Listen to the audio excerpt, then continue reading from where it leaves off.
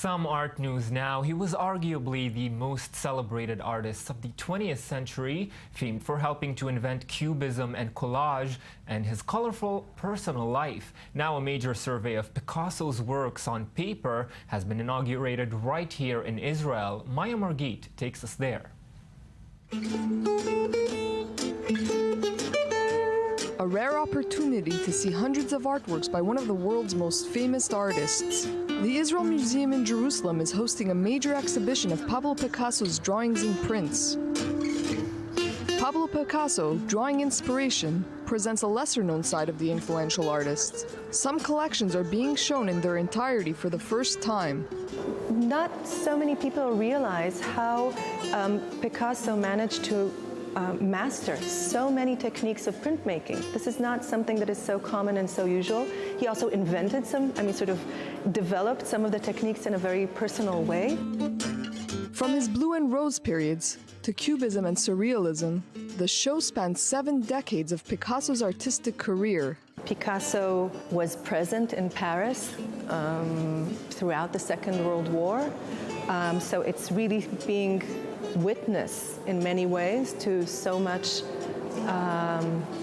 adversity and so much pain experienced in Europe in so many different ways. Though most of his work did not directly comment on politics, war came to define one of Picasso's most serious and important works, Guernica. Completed in 1937, the mural-sized oil painting depicts the attack on a village in northern Spain. Nazi German and fascist Italian forces bombed defenseless civilians at the request of Spanish general and dictator Francisco Franco. Guernica is considered to be one of the greatest anti-war paintings ever created.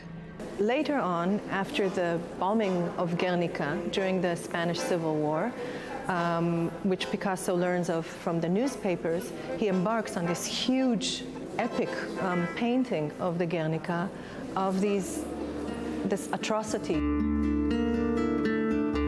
Though it is not part of the show at the Israel Museum in and of itself, its rarely seen precursors are. The Dream and Lie of Franco, a series of narrative sketches, show the artist mocking Franco and his military regime. One of Picasso's few openly political works, the artist was later criticized for his relative silence during World War II, while living under Vichy rule in Paris. Aside from the horrors of the 20th century, the show also features major paintings on loan from Paris, New York, and Madrid. I really enjoyed the exhibition. It's the second time I visited. Every time I notice something new, including his styles and his evolution as an artist. Great to see how he excels in every style and every technique he does. Very good. And Picasso only grew more prolific with age, creating hundreds of works in less than a year, just before he passed away. What is so extraordinary about Suite 347 is that Picasso actually did this when he was created the work, the body of work, during 7 months in 1968 when he was 86 years old.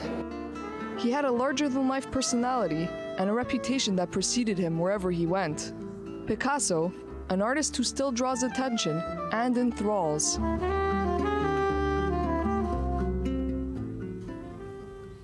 Yes, and journalist and editor Maya Margit joins me in studio now. Maya, good afternoon. Good afternoon. It looks like a beautiful and extensive exhibition there. Where did all these artworks come from, and how many did he create throughout his life? Well, Picasso is a very prolific artist. He had about 50,000 different works that he created: sculptures, drawings, paintings, ceramics, all kinds of different formats. But basically there was this Swiss art collector named George Bloch who donated over 350 prints to the museum in the 1970s. He was a great supporter of the museum, and what happened after that is that the collection kind of snowballed. Other people started donating as well, and other collectors joined in. And Maya, you mentioned in the piece that he was criticized for not being political enough. What do we know about his reasoning for choosing not to be? There are a lot of questions that remain about his role during the Second World War, because he was living under the Vichy regime in Paris. But what was interesting also is that bronze casting was outlawed by the Nazis, and he would smuggle in bronze with the French resistance. So it's unclear what he was doing specifically, but the Nazis mostly left him alone. They let him work in his studio, but his art was considered degenerate, which means it was considered immoral by the Nazis. So he wasn't allowed to exhibit, he wasn't allowed to sell his artwork, but some people did criticize him. They said he was a coward. One of his peers, Georges Braque, who was also one of the inventors of Cubism, said that he was a coward because he didn't speak out during the war. And he had a friend, a very good friend. He had many Jewish friends, but he had one good friend, the poet Max Jacob, who was sent to an internment camp at Drancy, and he could have spoken out maybe and helped his friend, but he chose not to. He chose to remain silent. So it's very difficult to judge from our modern day, the kind of fear that might have been there. But he did join the Communist Party afterwards, so there was some kind of effect on him. Maya Margit always brings us a look into the finer things, the beautiful things in life. Thank you very much for joining me for this. Thanks.